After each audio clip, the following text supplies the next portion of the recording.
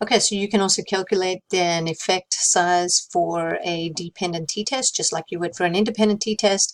And in reporting the results, you usually want both the significance as well as the effect size. So this is the formula. You can see I've color-coded where this comes from. So you've got your t-value and you've got your degrees of freedom.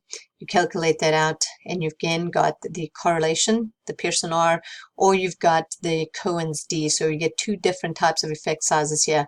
0.75 versus 0.65. In both of these instances, you have a substantial effect of mischievous acts as a result of whether or not the person wears a invisibility cloak. Again, if I was you, I would more than likely go online and say effect size calculator, plug in the values, and calculate that effect. So remember, effect size is just telling us what is the effect, in this case, of whether or not a person wore the invisibility cloak. Did it make a difference from a practical standpoint on mischievous acts? And we have a substantial effect in both of these cases.